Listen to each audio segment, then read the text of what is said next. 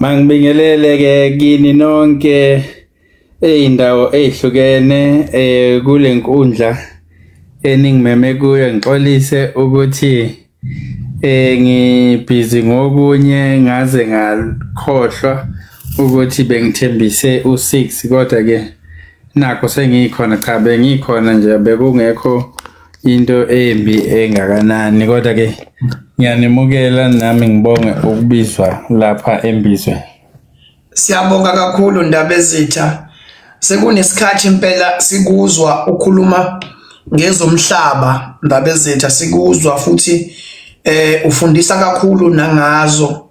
Sabona ukuthi cha siyakudinga nathi ukuthi uke usifundise ngoba uma sibuka ipolitiki esikuyo yalesikhathi ipolitiki engasafani nale yaqala ethi sizonakhela izindlu sonakhela imigwaqo so lesikuyo njengamanje ipolitiki esijule kakhulu kodwa siyafuna nje ukuthi mhlambe ngomhlaba nje eke sakuzwa kakhulu ikhathi eziningi ukhuluma ngawo okuhlambe nje ukusithathe nje usibeke ndawo siza ukuthi yini le ngaka ngomhlaba ngoba kunabantu okusebunyama kakhulu ukubona okusenzima kakhulu kubo kodwa siyathemba ngoba sizele ukuzofunda siyathemba ukuthi namhlanje sonke siyophuma sifundile sonke siyophuma kukhona esikuzuzile.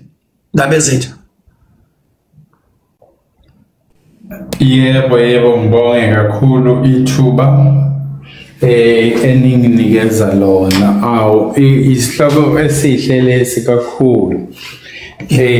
Mina njengomuntu phela obizwa ngaso futhi isihloko lesi na igama elithi Zwelakhe abangetha lona ukhokho lalisho khona lokhu esesixoxa namhlanje. Ndaba Ezitha. Igama elithi Zwelakhe lisho ukuthi landlord. Kanti ukhokho ke phela wayezalwe ngo-1895. Ngaba sinethuba lokuthi ngiathi esaphila ngimbona. Then ke isithi ke into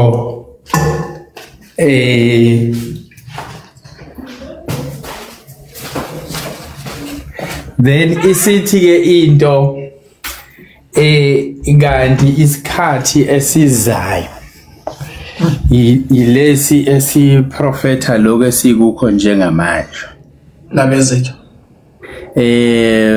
Sinendaba lapha ethi yebo khona sisizwe esimnyama besakhelele elengabadi neAfrika yonkana si uhlobo olucishe malufane ngoko libo zalo no libo fuzo nesikhumba ke sethu esimnyama bese siyahluka lapha nalapha imbalabala ngenxa yokukhanselana uthola obanye bethu abanolibo fuzo oluqhamuka kumaKhoi and the San behlangana nalabo abaqhamuka from the Bantus uzale abantu ke abacishe futhi baxube kodwa still iDNA isafana. Kunegama ke esingisini elithi settler ithi ke into yami izwekazi umhlaba noma isizinda uma sibumbene siwumhlaba ohlangene ongahlukene icucu ngokweyiqhingi. Loyo mhlaba ungakwazi ukubiza ngezwekazi njengoba silapha eAfrika. Okusho ukuthi ke silakhele sonke leli sihluke ngokuthi sizalelwe kuphi nengxenye yeAfrika bese sisuka la esizalelwe khona ngenxa yokufuna nokuswela amathuba noma ukuzwa ukuthi kunamathuba kwezinye indawo bese siyahlela kulezo ndawo njoba sithu bese silapha emazansi neAfrika okusho ukuthi ke sagcina sesihlala ke lapha siyizizwe ezihlukene sifike siwuquqaba kodwa nasithola indawo evundile efana nalena futhi evulekile sasesisabalala sihambe sishiyana ke ngokuhlala abanye bebone ithuba lokuthi bahlale endaweni ethize abanye bakayi thina sisaqhubeka sifuna amadlelo alihlaza noma sifuna indawo ewuhlobo oluthize kuya ngokuthi yini lo sukuyidinga ngaleso sikhathi in terms of grazing land abanye bafuna amanzi abanye bafuna indawo enento ezithize ezitholakala lapho abantu balandela lokho abakufunayo kodwa ke lapha sasesithola ukuthi emva kwesikhathi eside kwaba khona ukuhlukana kwezizwe bawela abanye ulwandle baya kwezinye indawo beyokhanda amagazi amakhulu gene pool kwezinye indawo bangabuya ke noma bangalithola ithuba lokubuya kwahlukana kanjalo ke kodwa namhlanje siyithuka sekunengxenye yabantu abamhlophe abadabuka endaweni ezwenikazi lase-Europe elihlangene ne-Asia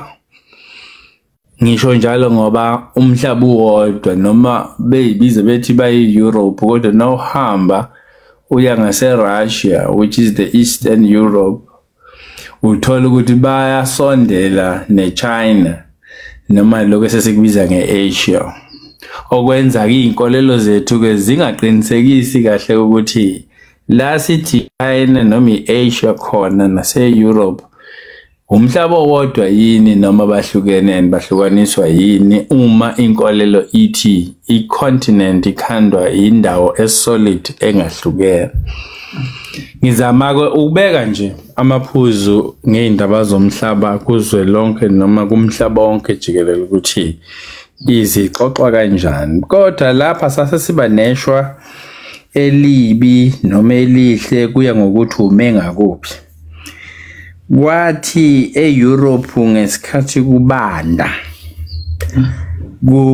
kuhlukene inkathi okungenani ezimbili njengoba thina sineyinkathi ezine zonyaka seasons of the year ngale babe no extreme summer no extreme winter okusho ukuthi kubanda kakhulu for 6 months another 6 months bese kuyashisa kusho ukuthi kuno 6 months la kungasebenzeki khona akutshaleki imfuyo ayikwazi ukuphila kuleso sikhathi ngoba kuba yiqhwa kwase kuba nomqondo othi ayimani kunendawo yase-Asia enamakhambi noma enama-herbs spices angasetshenziswa ukugcina nokulondoloza ukudla kwinkathi esuke siphila kuyo ngaleso sikhathi sika 6 months kuze kushaye futhi enye inkathi of another 6 months lapho uthola ukuthi sekuyaphileka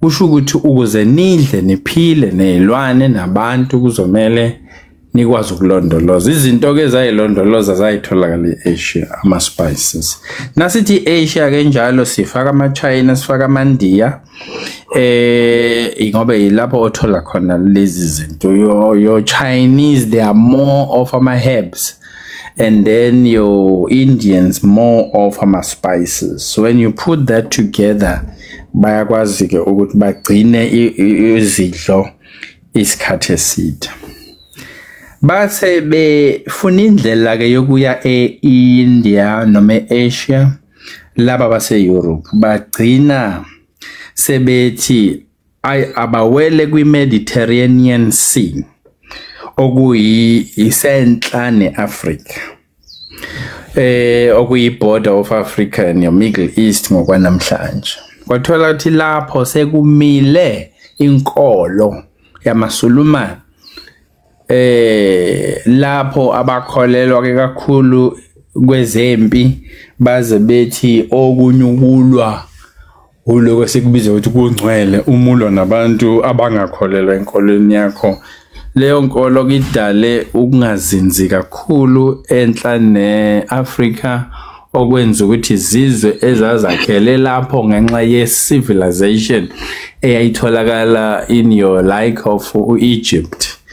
Then base bebona ukuthi hey akusazinzi kahle ngoba yayinaba lenkolo okuzale ukuthi yo Egypt, yo Morocco, yo Sudan awuthola ukuthi iyacheleka inkolo le naye icheleka babe kuphoqa ke kwesinye isikhathi ukuthi ube converted uguqukele kuyona baphinde bamelane ke naleyo ubuKristu esiyithola eEthiopia.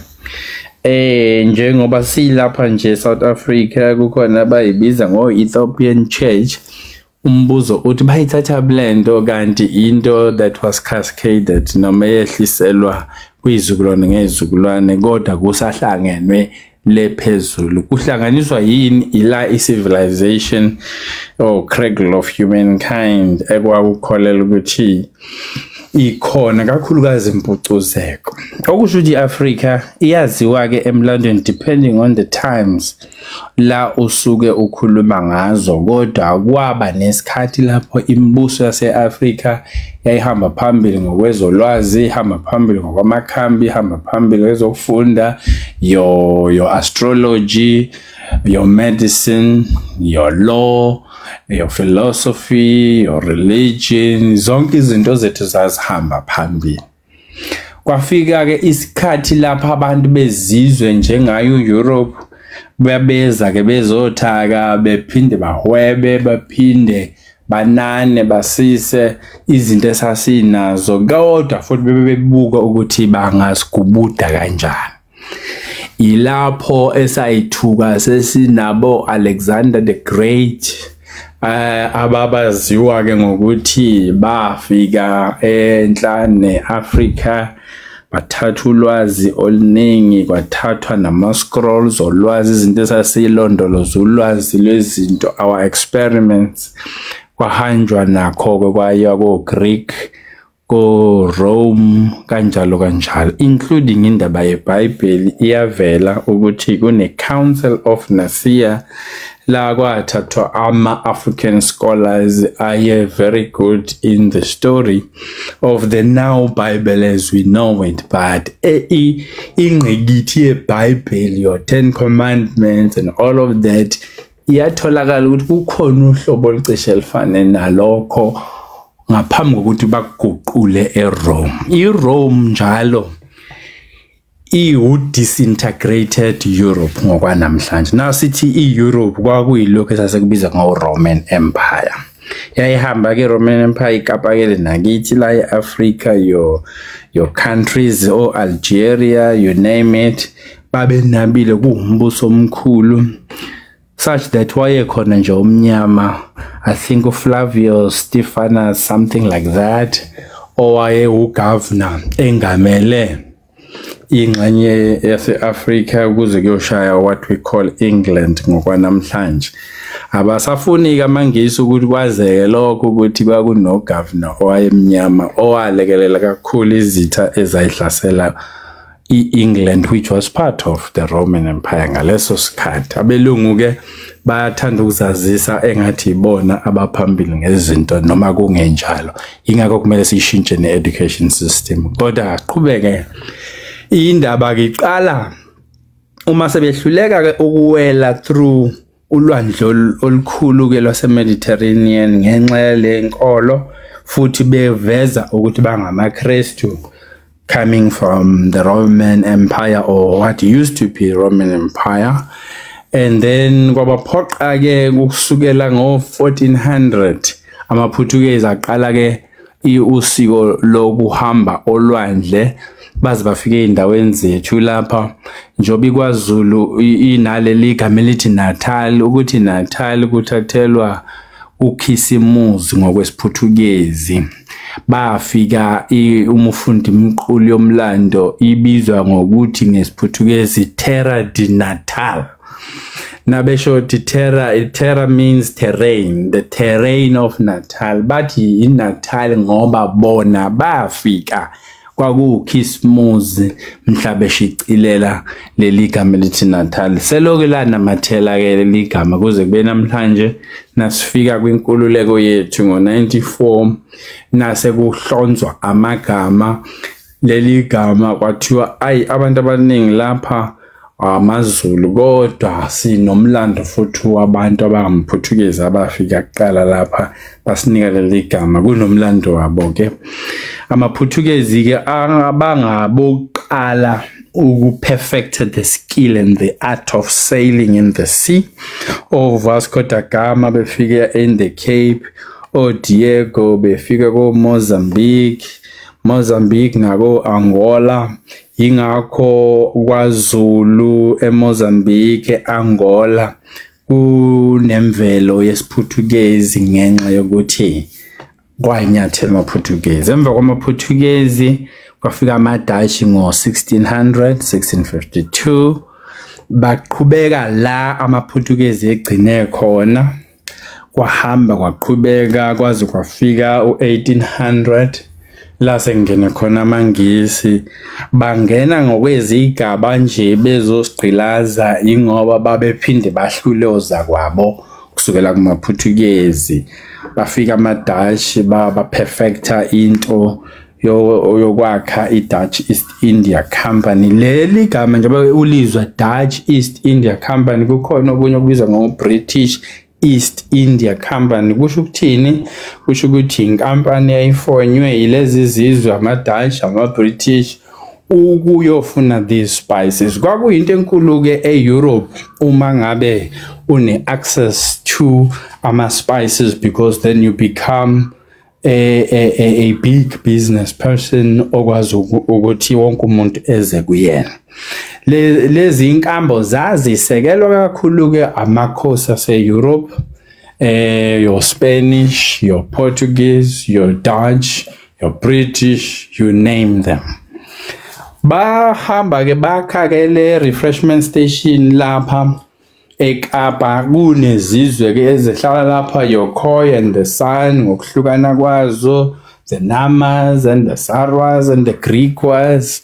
Kodwa futhi umufunda umqulu kaMuller, Professor J. Muller, uthola ukuthi as you go into the interior futhi nongena phakathi usuke eChwebeni eKapa kwase kubonakala futhi abanye bohlobo olumnyama okuyilaba esibiza ngamaXhosa ngokwanamhlanje okusho ukuthi babe more into the interior umungena ngoba kwakungahambeki ukungena ngaphakathi. Ngiyacabanga ukuthi kwakuulwandle most part of what we call the interior city of Cape Town and broader to Western Cape.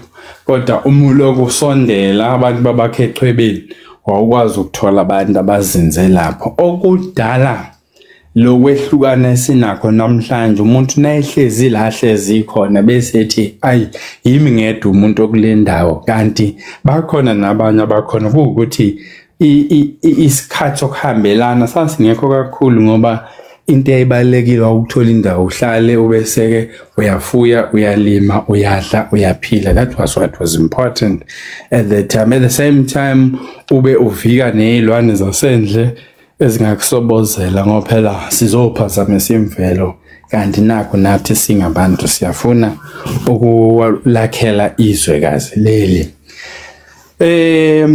Kuhambe ke kwaba khona ungezwani, kubangwa khona ke into yomhlaba, kubangwa amathuba kubunde kubamwe abesimame ngoba phela onkunzana nabefikile bafika balambile akho kudla, so they had to engage Yokoi and San ababenalokho ababekudla ukuthi manje bakushare nale gang.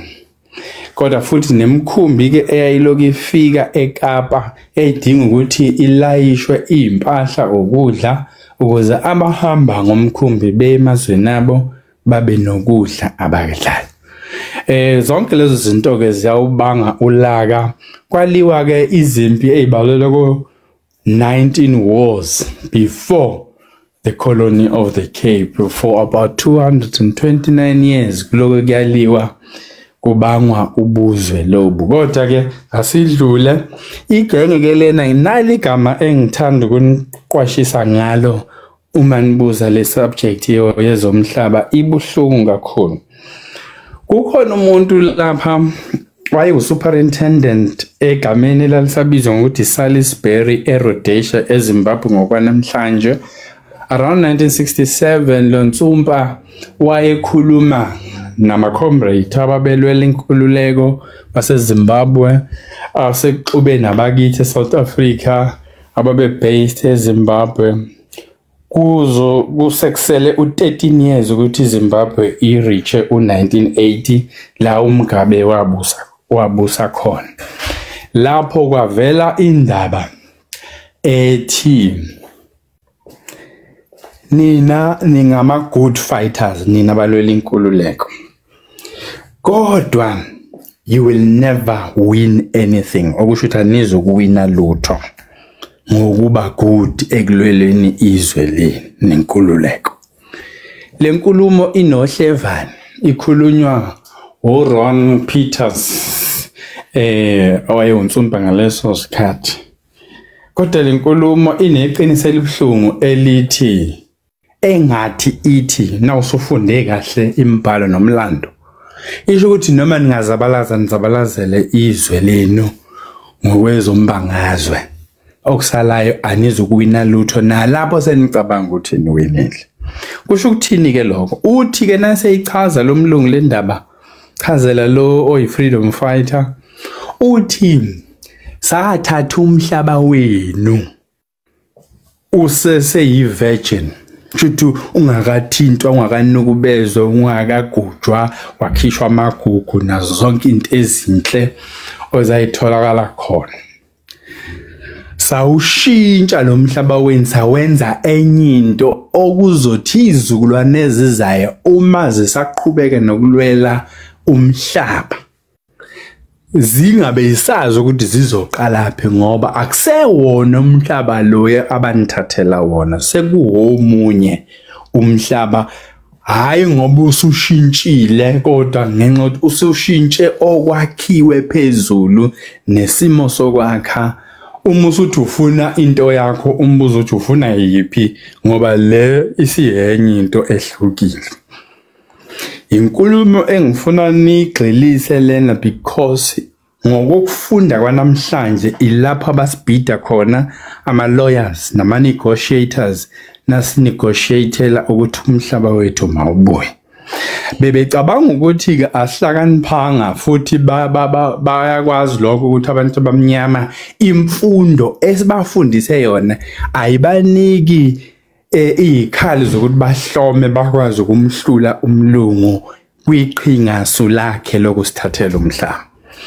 Kanti abafundanga elangeni ukuthi sekukhona abanye bethu abahamba ibanga bafunda umlando wezomhlaba baze bafunda according to our colonial masters ukuthi babeqondeni benzani basaqhubeka benza.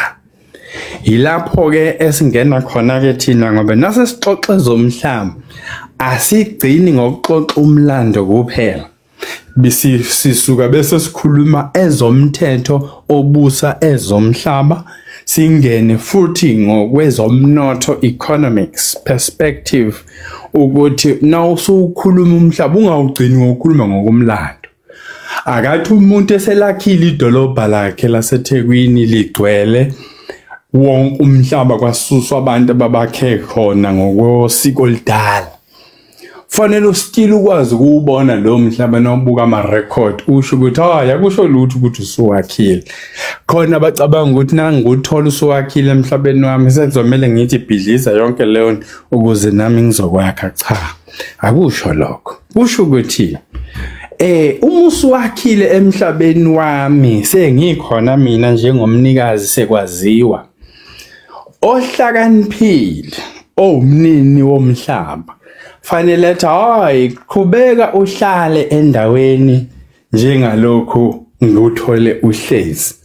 Into esizoyenza kodwa sizobala iminyaka oyihlezi emhlabeni wami bese sibuka inzuzo oyikhandile kulo mhlaba over the years. Sibuka abantu ababephuma bengena kulo mhlaba bese sithi ngokwe-economics ilento ekuthiwa yi-opportunity cost, okusho ukulahlekelwa yinani lenzuzo emhlabeni wakho mhla uthathwa kuze kube namhlanje. Leyo nto iyabalwa kwa-economics, ibalwa njengenzuzo ekufanele inikezelwe loyo owaphucwayo umhlaba. Okusho ukuthini lokho? Kwenza kanjani-ke lokho? Kwenza kahle because okwanamhlanje seliqoqekile izwe, sekuyaziwa ukuthi uRupert no-Oppenheimer basishaya emakhanda ngokuthi banengcebo eningi yezwekazi lase-South Africa bethi yabo bona bodwa. Ngamaqhinga abawasebenzisile emva kwezulwane kusukela koyisemkhulu wabo bebashiyela ifa, kodwa ifa lomhlaba okuthathelwa abanye abantu. Sikwenza ke ngokuthi ke sibale iminyaka bese sibala ne-value yento eyakhiwe bese sithi ke kuzomele ke unxephezele abanikazi bawo umhlaba ukuze bakwazi to continue with their life, because the same way njengoba wabathathela umhlaba wabo baqhubeka bona babahlwempu ngenkathi wena uqhubeka uceba ngawo lo mhlaba. Uma senza lento ekuthiwa yi-demographic parity, ukusho ukuthi ukuhlengahlengisa isimo sokuhleleka kwezizwe nenhlanga emhlabeni abakhele kuleyo ndawo, fanele sibuke phela ngokosiko lwentando yeningi. Sibuke ukuthi obani abaningi ngokwezibalo, bese sithi uma bebaningi laba bamnyama njengoba kunjalo vele, so 62 million population in South Africa, abamnyama cishe bathatha u-90 to 92%. Bese kuthi lokho kuseleke bese kuyakhothoza ke abelungu. Kodwa kuneshwa elithi labo abancane ngokwezibalo abawu-8% yibona abasilawulayo thina abawu-92%. Okwenza ke ukungalingani kube sezingeni eliphezulu. Bathena sebexoxa engxoxweni khona into ebuhlungu futhi abangayixoxi, akekho ozonitshela yona. Lena uyithola engxoxweni kuma minute eCodesa. Kwathi ubaba uMandela nabeyohlala ematafuleni kwaqoqwa igama elithi compromises and sacrifices. Kushuthi yikuphi esizokuzila sikulahle kusilahlekele noma sinikele ngakho ukuze sizuze u1994. Kwase kukhandwa uhlaka oluthi ezomhlaba, ezomnotho, ezoproperty, shuthi land nezakhiwo maziboshwe zibanjelwe labo abazithuthukisile okungabelungu bangaphucwa lezo zinto. Nina kabamnyama seningangena ke niyithathele ke ihlalo bese niyalibusa izwe, kodwa kusalayo nibusa izwe ngokwalezo hlala enihlezi kuzo, kodwa ayikho into enilawulayo, abelungu balawula everything. So yilapho ke nasithi thina we were outmaneuvered, kusho ukuthi azange sikhululeke but sasincetheza ukuthi izwe libe nokuzinza ukuze impahla yomlungu ingagcwelezwa noma ingabhujiswa, aqhubeka umlungu akhanda inzuzo esebenzisa umuntu amenze isithunzela sokuthi aqhubeke kube ngazathi ukukhululekile. Yamenyezelwa ke leyo nto umhlaba wonke ukuthi hayi South Africa ilithatha ilizwe yalithatha ngokuthula, kodwa kukho ukuthula ngoba basiqola ngalendlela ukuthi lesi sizukulwane esiphila namhlanje asazi lutho ngomzabalazo, abaqhubeki ngisho ukuqhubeka nala oyisemkhulu abagcina khona, instead abelungu baqhubeka bathatha naloko okuncane okusele ngakithi. So ke akusasiyo kumzabalazo lo yakakhongolose noma usufuna ukuphusha ngokwanamhlanje kunamaqiniso avelayo abhlungu enza ukuthi ungayimukeli ke kwalento exoxiwe engxoxweni ukuthi uyithathe njengoba injalo ngoba kuneqiniso elithi saqolwa kwalapho. Uyiyeke eyokuthi amakhosi azange wona bizwe ke etafuleni uma kuzoxoxwa lezi zinto. Kungani ilahlekeli ke ukuthi hayi kodwa naku nje iNgonyama Trust inakho umhlaba o2.8 million hectares owaphuma engxoxweni.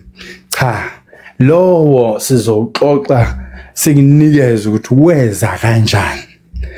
OwaKwaZulu umhlaba angufaki njengoba ubone lo 2.8 sebenze ukuthi ninake lo 2.8 ningawuboni lo munye osele ofaka iTheku lonke okusuka othukela ukuya phakathi eThekwini ukuthi wona ke ubuya nini loyo. Wonke lo semadolobheni nawo ufanele ubuye ngoba kwakususwe abantu.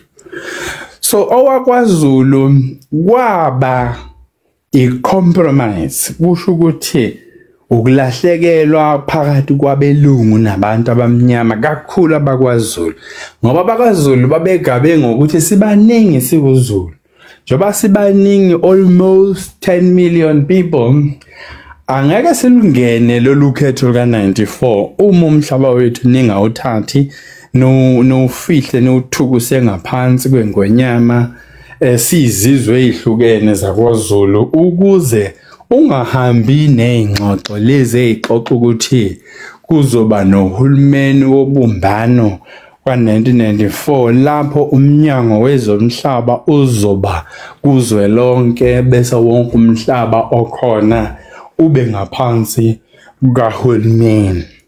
Iphutha esalenza futhi ukuthi ingakho thina sishiyelwa ukuthi umhlaba uzoba ukahulumeni kodwa abelungu baqhubeka bona baba nalento ekuthiwa private property kusho ukuthi umhlaba wabo wangasese awubalahlekelanga bona.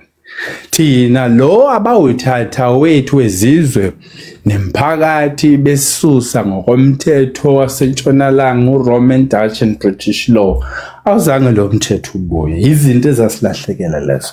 So when we talk today see portfolio committee on land siveza lawo maqiniso nalelinye iphutha efanele nilazi oku wrong futhi thatha iconstitution ubheke usection 25 ukhuluma ngoproperty isihloko phezulu ngithi mina igama elithi property alisho ukuthi umhlaba loyo nase sihumusha ezomthetho ziyahunyushwa lento ekuthiwa interpretation of statutes ukuthi property ungazathi kusho uma wenza literal interpretation kusho okwakhiwe phezulu komhlaba bese you still have to have igama elithi land okusho umhlaba yiloko okungajiki noma ngabe ziyasuswa izakhiwo phezulu emhlabeni kodwa umhlaba remains the same.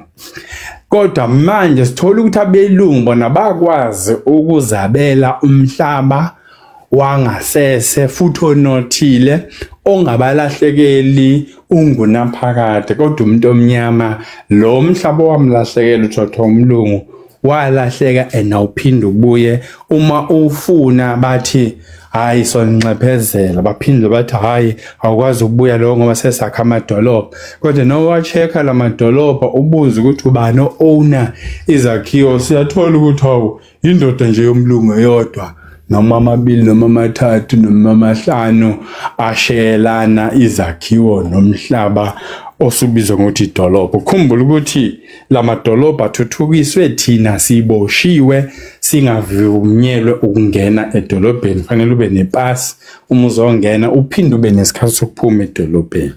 So ke ngiyathanda ukuthi nanixoxa ngezomhlaba uma abelungu benikhwele emakhanda bethi sasingcono kakhulu thina sibusa lelizwe udlula nina. Ngithi mina nobabuza umbuzo othi ningcono kanjani uma nanibophe abantu abamnyama ukuthi bangazibandakanyi nentuthuko nezombangazwe se-South Africa kwakuyini nodwa niwu 8%. You can imagine abantu abawu-8% balakha idolobha bese beyalihlala futhi bona bodwa baxoshe wonke umuntu ohlala lapho omnyama. Namhlanje nasekuyisikhathi sokubusa komuntu omnyama sekuthiwa umuntu omnyama akakwazi ukuliphatha izwe kanti khona into esingayinikwa ngithuba lokuthi siyenze. And leyo nto ukuthi simxoshe umlungu nathi bese kuhlala thina bese kuthi la behlezi khona sithathe over bese umlungu ayakhonza kumuntu omnyama njengalokhu nabefika lapha bafika bakhonze emakhosini. Ayikhulunywa ke leyo ndaba. So nabethi bangcono ngithi mina ngibaphonsela inselelo ethi ubungcono babo buhamba bufike phi ngoba iformula yokuthuthukisa bayisebenzisa yayisebenza ngoba babebhekelele abantu abawu 8%. Ugesi nje yasathu ugesi ngoba nikuthatha kancane leyo. Mina nje ekhaya eNewcastle ugesi waqala ukukhanya ama street lights ngabo 90. Around 1990 1991 uEskom eseqale faka ugesi sasikhanyisa ngamakhandlela. Isizathu ukuthi singawuthola ugesi thina sithathwa njenge labor siyabantu abamnyama sicontribute kwezomnotho kodwa kungamanga ngoba umnotho awugayeki uma ilabor ingekho. So kusho ukuthi noma sikhona siya contribute kodwa icontribution yethu ayibalwa ibalelo ekutheni singabahlanganyeli kwezomnotho ngoba umthetho osebenzayo othi ezomnotho ezomlungu. So ke ngiyaxwayisa ke ukuthi lo Property Act property clause esuthola ku section 25 ku constitution nasilwela ukuthi mayishintshwe watholakala ngokuthi kuthiwe let's compromise. Kodwa nangibuka lapho umuntu ocompromiseile yilo mnyama obevele ehlushwa all along. Okunye kufanele niqaphele ulo 1913 Land Act ezomthetho zethu zirong kusho mina nibatshela ukuthi ngisho njalo zirong uma zithi u1913 is a cut off point yokuclaim komhlaba ngoba it was ngo1913 nge19 zika June lapho uphasiswa uLand Act ngokokuqala eSouth Africa after the Union of South Africa. Eningakwazi ukuthi lo 1913 kwakuyisigxivizo sokuthi umuntu omnyama ke useyasuswa futhi kusetshenziswa isigaba somthetho ukuthi asuswe. And lokho akusho ukuthi umhlaba uqala ukuhamba ngaleso sikhathi. Wasuvela uthathiwe emva kwempi ka1899 until 1902 ngoba amabhunu eTransvaal ngo1845 nabefika bacela emakhosini uSkwati omela amapedi ube uSomhlolo omela amaswati kube uNzuza oMahlangu abamele amaNdebele ababe abanikazi bomhlaba kulo mhlabakazi waseTransvaal bese kuba amakhosi abeTswana ngale ko North West oBapong noPhukeng na kanjalo konke lokho amabhunu afica lezi zizwe namhlanje sebethi Transvaal yabo yabo kanjani nifica abantu aze athi lamakhosi kakhulukazi uSkwati uma nifuna ukuhlala eTransvaal anohlalisana kahle ngokuthula nabantu benkosi abazange bakwenze lokho kunomqulu ke owabhalwa ngesiDashi othi a black man is a landlord and a white man is a migrant. Ubhalwe ngesiDashi ngeke niwuthole kalula bawufihlile kodwa ukhona uyatholakala. Okusho ukuthini lokho kusho ukuthi umuntu omnyama umnini womhlaba bese kuthi umlungu uyisifiki namthwala. Umlungu umefuna umhlaba eTransvaal kusho ukuthi fanele alinde iminyaka eyikhulu ukusukela ku1852 kuyoshaya u1952. That is 100 years. Kodwa belungu baweqa lo myalo bathi betray i-covenant abayenza nenkosi uSikwati Ngwenyama okwase beyithathela umhlaba bechatha izizwe zamapedi belwe namaNdebele phinda amaNdebele alwe namaSwati kanti ngalesikhathi bebalwisa bodwa lezi zizwe ezimnyama bona bawuncwela umhlaba walamakhosi bayazakhela bese ke bedayisa iqinti ezincane bedayiselo zakwabo ababeqhamuka ngaseKapa befuna indawo zokuhlala ngoba sekuzwakela ukuthi ukhona nomnotho otholakalayo eTransvaal okuba igolide manganese nama-diamond ngale koKimberley nengxenye Northwest so kwase kunaleyo gold rush so ke kwaqalela kwamanje kwathenga itende kodwa zithengwa zibe zitshontshwe emntwini omnyama bese kudayisela umlungu yikho uma usufunda emqulu yaseTransvaal ibhale ukuthi Zuid-Afrikaanse Republic which is a Dutch okusho ukuthi iRepublic yamaDashi noma abantu umsuka noma bawumsinsi waseDashi kodwa manje ba-owner lo mhlaba ezweni lamakhosi amapedi your vendors, your Tsongas, your Swatis, your Ndebeles, your Tswanas, your Sothos. So, izinto lezi ekufanele nizazi.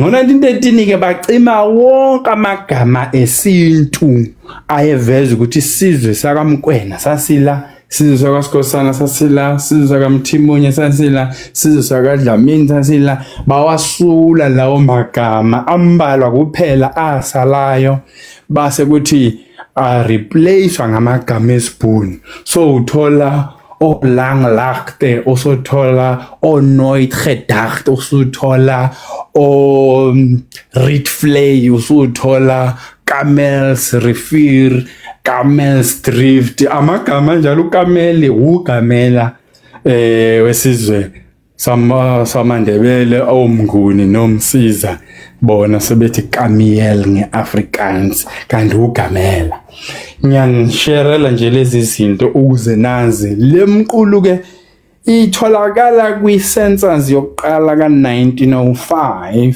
lapho kwakubalwa khona abantu abakheleke izwekazi lase-South Africa so you'll find it umqulu uzobizwa ngokuthi the natives of Transvaal, the natives of Natal, the native tribes of Cape and then uveza izizwe zakithi ezimnyama ungamvezi umlungu kodwa namhlanje abelungu bathi heroes on steward the fatherland umhlaba wokhokho bethu lona esitholele wona ngoba sificela sangathola umuntu bakhuluma igama lesiLatini elisho ukuthi no man's land kusho ukuthi umhlaba ongenamnini wawo izinto lezi ekufanele nizazi so uma ngabe sixoxa ke ngendaba yezomhlaba sithini ke manje fanele sibe economical sibe legalistic sibe historical sibe geographical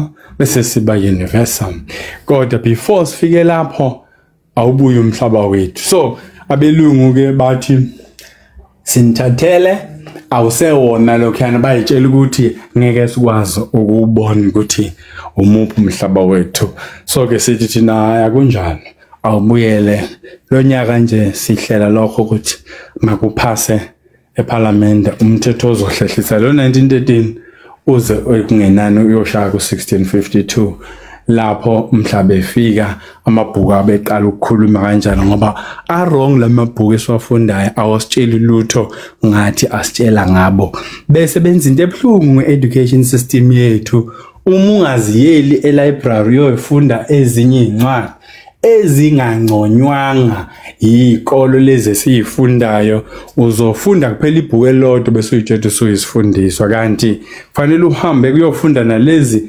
ezingangconywanga uzothola iqiniso eliphelele kodwa bayazi ukuthi le education abakunike yona ngeke kunikeze konke lokho uzokuthatha isikhathi yikho ke ngithi amaNgisi aqopha umlando ePhalamende ngo-1835 ngeyi-2 zikaFebruwari uLord Macaulay wathi angikaze ngibabona abantu abacebe ngalendlela abahlezi ngokuthula banganabo ukuqola wonke umuntu uhlezi kahle kodwa laba bantu uma sifuna ukubanqoba kuzomela sishintshe zikamoya zabo ukuze sibadayisele ezethu eEurope siphinde sishintshe ne-education system yabo. I-education system yabo ibafundisa ngobuzwe babo nomlando wabo nokuhlala kwabo asibatshele ngokwenhlalo yase-Europe. Yingakho-ke ey'koleni zethu besifunda ngabelungu singafundi ngabantu. Noma usufundile ngabantu akusho lutho ngoba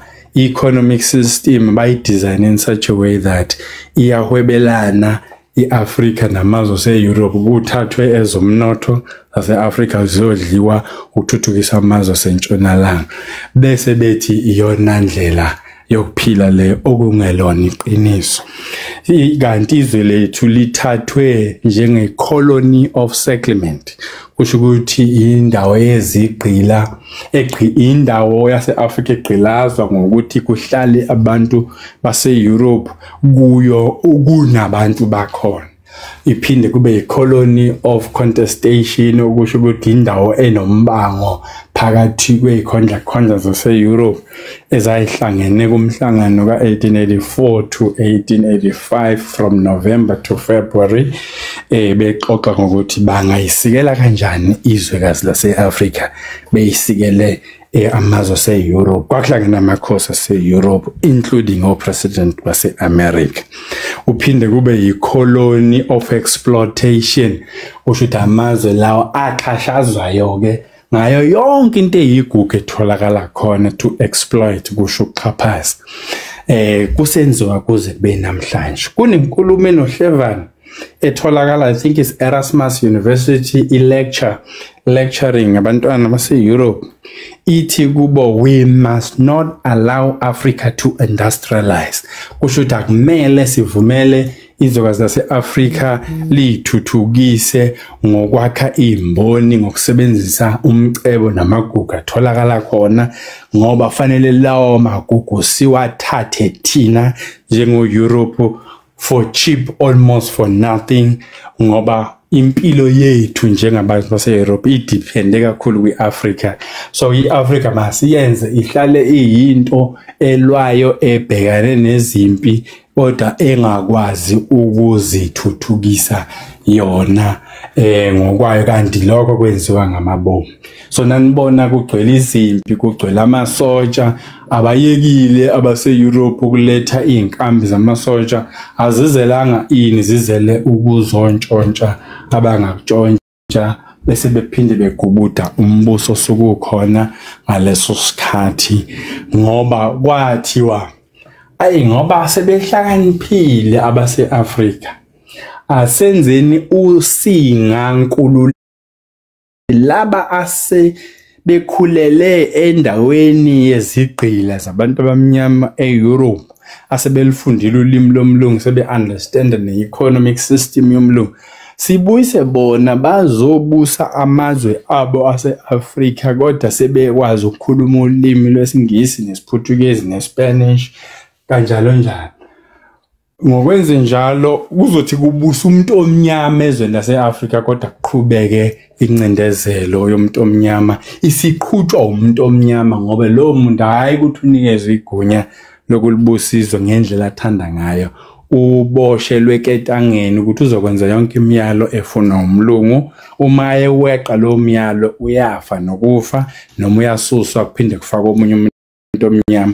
Ababukayo babuke umuntu omnyama ehluleka kanti kwenziwe ngamabomu ukuthi ahluleka okusho ukuthi i-independence of Africa nayo iwumbombayi uma sengikhuluma iqiniso ngisho lokho njengomuntu osekufunde phansi ngakubona kubhaliwe ukuthi let's act as if Africa is free by establishing puppet regimes. But by so doing, it will be the continuation of colonialism in a special kind. ilento eyafelwa uKwame Nkrumah umongameli wokuqala waseGhana uma ethi uyalithuthukisa isizwe uyalishintsha ezomnotho wabulawa ecishe eseno 6 years ebusa ngoba usevusa abantu abamnyama ukuthi abathatha umnotho kanti abafuni. So kamazwe South Africa nje bekuthiwa siphuwa asikho phuwa senziwe ukuthi bephuwa umlungu uyatshontsha every day ngendlela ehlakaniphile ethatha izinto ayozigaya ezweni lakubo kuvulwa amathuba omsebenzi kuvulwa imboni lezo mboni ikhiqiza impahla ezophinde zibuyisele kithi eAfrica bese siyithenga thina yonke lento sisakhokha kuze kube namhlanje. Ithi into yami sikhokha ini kulamazwe kuthiwa siyawakweleta eSeurope asibali yini ukusebekhipha ongakanani nomnotho emazweni akithi. Ihamba kanjalo indaba yomhlaba such that okunye sengiphetha i-currency system yethu nawubheka kwale mali esithi irand siyisebenzisayo yaqanjwa yibo njalo abelungu ukuphinde kube yibona futhi abalawula amandla erand ngokuthi bathaya irand liyantengantenga besho umnotho ucontrolwa yibona kanti bengamele i-currency yethu iphelelwa amandla ngoba umnotho sokhipha la iwona osekela ipound nedollar ukuthi lingaphelelwa amandla ngoba usetshenziswa an economic system ukuthi negolide elingaka kusho ukuthi imali yakho iqinile inamandla ngoba lelo zwe likhiqiza into esetshenziswayo ukuthi sikhiqize umnotho ozodayisela amanye amazwe kodwa lo mnotho udliwa yilamazwe adla kusale bese kuthi la kuqhamuka khona lezi zinto kuthiwa siphuwa which is a lie. So kuningi la samele sikhule khona njengesizwekazi. Ngiyabonga. Siyabonga kakhulu Ndaba Ezitha. Siyafunda yazi kuningi kakhulu esikufundayo kakhulu. Engathi ngake nje sihlala usuku lonke sihlale phansi sidle ngoba kuyakhombisa ukuthi usiphakela into esivula ingqondo namehlo ekutheni sibone ukuthi kahle kahle kubheke kuphi. Nangu umkhonto wesizwe Ndaba Ezitha ukhona ngiyabuka ukuthi njengamanje sibona abanye ade bekhuluma ngomhlaba kodwa sibuka sebeyisitha somkhonto wesizwe. Umkhonto nanku Ndaba Ezitha ikuphi umkhonto wesizwe ekuphethe nanokuthi umkhonto wesizwe izinto ozozenza lo khuluma ngakho Ndaba Ezitha kungabe umkhonto wesizwe uyilo yini ithemba lomuntu omnyama ukuthi uzobuyisela konke okudliwe abamhlophe.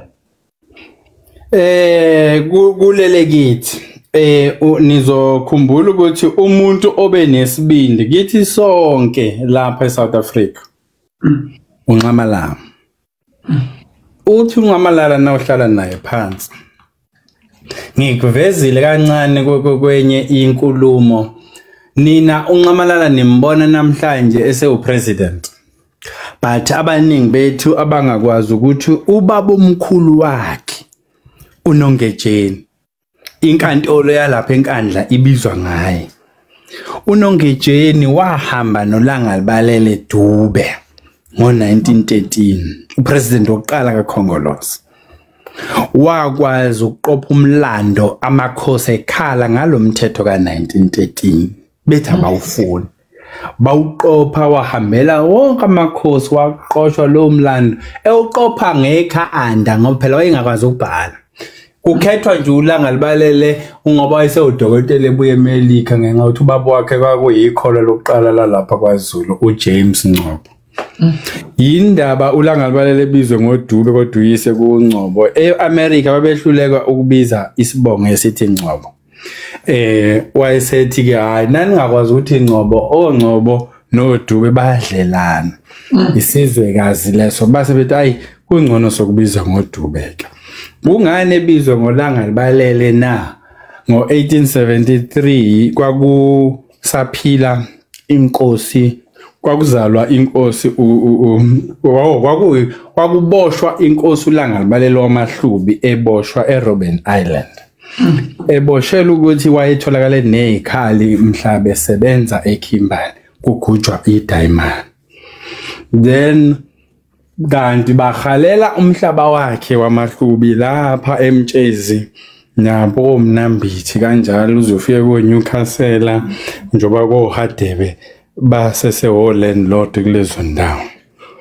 Then amagama ke uwathola kanjalo uLangalibalele uthiwa uLangalibalele. Leli uJohn phela ke John njengoba eseBhayibhelini uyise yikho lokuqala so kwaku yiCrown yokuthi ikhola lethi lokuqala noma ezalwa akabe nalo phela igama lesikholwa wamnikeza kuJohn. Kodwa ke ungizama ukunichazela ngoNqamalala ozozalwa yena ngo1942. Kodwa already ngo1913 uyibaba omkhulu wakhe was already active ngendaba yomhlaba.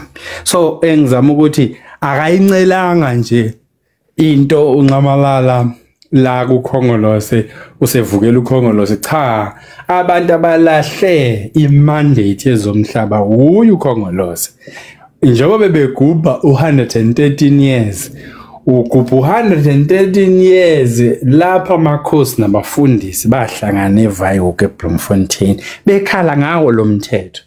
Namhlanje ungazathi seluyashintsha ulimi seluthu ulimi silwelwa ukuhlala ndawonye nabelungu singacwasani. Hawu manje ubani ocwasa omunye kwezomhlaba akusuye yini umlungu? Ubani ogweve nomhlaba akusuye yini umlungu? Ubani ogweve nomnotho akusuye yini umlungu? Kungani abamnyama bona imfundo yabo noma sebefundile kodwa ayibafaka emnothweni? Yingoba sifunda imfundo le ekwakuthiwa Bantu Education eyenzelwe ukuthi sibe izisebenzi einkampanini nasembonini zabelungu. Imigwaqo eminingi nemizila yesitimela nina njengoba niyibona umlungu eyigqaja ethi ikhandwe uyena iqinisa abanganitsheli yona ukuthi kwakuthathwa amadoda emakhosini alapha kwaZulu ukuyokhanda leyo mgwaqo bengakhokhelwa ukukhanda leyo mgwaqo obaphoqwa i-law of uPaul Tax ka1906 lapho umfoka amancinzi uBhambatha wathi ayingamane ngevuka umbhejazana silwela ukuthi uthiwa ungafuni ukuyosebenza emayini ukukhiqiza umnotho ozodliwa umlungu uzoboshwa uboshelwe ukuthi awunayo imali yokuthela. Okwakuwusiko lwalenziwa abantu into yokuthela base ke besiphoqa ukuthi siyosebenza ngenkani. So ke nasithi i-forced labor sikhuluma amaqiniso ukuthi kwawungakhokhelwa ngisho ukukhokhela. Kwaba umanka nje ukuthi sikhulume ezama wages ukuthi uhole imali ngoba as an economist mina ungayenza imali ungekho umnotho ongawuthenga ngaleyo mali ngoba awuvunyelwe nokuthi uparticipate kuwo. So ke uNqamalala ke uvusa lawo maqiniso. So ke uMK uzoveza nje iqiniso ukuthi kulesi sizukulwana ke sisukumeni ngoba khona into errong esiyenzayo njengendle emnyama. Uma babamkhulu bethu okay basilimazile angisherelela kakhulu. Uma ethi umlungu asifundiseni abantwana bamakhosi imfundo yabelungu yasentshonalanga ukuze uma sefike ekhaya exoxa noyise bangazwani ngenkulumo ngoba umntwana ufunde imfundo yomlungu esho ukuthi izwe elomlungu akusile lo muntu omnyama. So lengane izolwa inqamuka ikhanda iphikisana noyise yashintsha into yokusithatha kobaba besisesikoleni yajika yaba yichilo kithi ngoba izingane zethu azisakholwa ukuthi izwe elethu bathi izwe elomlungu baze ukuze kubhalwe phansi abakholwa ukuthi uyakwazi ukwaqamba amanga ngento oyibhale phansi until nasekuvela elinye iqiniso uthola sekulate iphutha selenzekile ne damage has been done. Ilento siyiyo namhlanje abantu abayingozi kakhulu ithina esifundile ngoba sifunde lamabhuku umlungu asinike wona esikoleni wangasifundisa ngalawa mhlaba esithathela izinto so na uthi into eyakho unqamalo sevela njengomuntu onamanga umuntu omelene nokhongolose omelene nabelungu kanti yingoba bevikela iqiniso unqamalalazo likhuluma ngoba uyalazi unqamalala lelo qiniso. Now uMK ke umele lokho sizama ukubuyisa umzabalazo owake wakhona okubhlungu sesiphikisana nabafowethu nozakwethu abasetshenziswe iyo isystem yomlungu ethi khona igama leAfrikaans elithi toenaandering. Leli gama ethi toenaandering kusho ukusondelana kwamakhaladi esondezwa nama-Afrikaner ngenxa yolimi. Isizathu kodwa ukuthi uwenza amakhaladi akholwe ukuthi bayingxenye yombuso wabelungu bayalwazi ulimi lomlungu. Kodwa bakwenzelwe ukuthi uma bezama umbimbi nalabo abamnyama abakhuluma isiZulu nesixhosa nesitswana nesisuthu bese bebona ngathi bona bangcono ngoba umlungu uyabancamela kunathi ngoba siphinde thina ulimi lomlungu singalazi kanti usafuna ukuqhubeka amgqilaze bese kodwa futhi emlwisa nalabo bebala lethu ukuthi yilwani nodwa khathi nilwa. Ingalenkathi umlungu uyaqhubeka uyalutha uyathatha izinto yingakho lungekho uzinzo namhlanje ukulwa kwethu silwa sodwa ukuphumelela kwecebo lomlungu ngoba uthi sebeyibambile into yethu abantu abamnyama ukuthi thina sibagqilazile asibenze ke manje balwe bodwa sithatha oyedwa omnyama simphakamise phezulu abe namandla eze imali asidlule sonke bese sonke siyasondela kuye nasesondele bese kuvela iqiniso ukuthi hayi naloyo umphumela wokulawulwa umlungu bese siphinde futhi kujivazeka umzabalazo wethu. So ke sizomela lezo zinto so ibalekile lenkulumo sixoxeni nje kuqala sibe on the same par of understanding ukuthi yini lengisho ngiyithathaphi ngiyithatha amabhukwini omlungu nina niwafundanga iqiniso lelo qala so umlungu wenza ngakho konke ukuthi ahlale iqhinga lakhe elipholisha licwebezele lidlulela izolo bese uthi ingane ezalwayo zizalwe kule system ilento ekuthiwa abanye bethu sebeqeqeshiwe ukuthi babe ama supporters of a white system ecindezela umuntu kube nabantu abathabe kodwa mina lento yina ngiyithanda khathesho njalo uyaphumelela umlungu ngoba kwaba neprofeto futhi abayikhipha ngesikhathi kaFervoet ukuthi mhlazana umuntu omnyama eliphatha lelizwe simnikeza u25 years after 25 years uzolithatha izwe umuntu omnyama libuyisele kumlungu yilo GNU abebewenza last year nge29 zika May where our president wafoma intathi uGovernment of National Unity kanti iqiniso lithi loya Government of National Unity ka94 kwakuumbombayi ngoba kwakunezinto okwamele zisilahlekele ukuze singene etafuleni koxoxa nomlungu. One of them was land, secondly economy, third property. Engxoxweni kukhodezo asixoxanga lezo zinto. Uma ufuna ukuyithola fanele ulandele ingxoxo ezazibanjwe eceleni emzini kaOppenheimer eBrandhurst lapho ke wayexoxa nedlanzana encane labaholi bethu ezingazange ke zibe part of the mainstream agenda. Yingakho ke sila sikhona kubele kuthiwa hayi abantu babambeni kanti sebefuna ukubuya bathi ayisenibusile isikhathi eside 30 years liyanehlulizwe kanti babengazange balidedele kwaseqaleni kodwa benza a big media campaign worldwide ethi South Africa successful liberation. BaMandela usikhululile azange azaqale uMandela about ngo208 eAmerica wayesalistwe njenge terrorist eAmerica njoba washona ngo2013.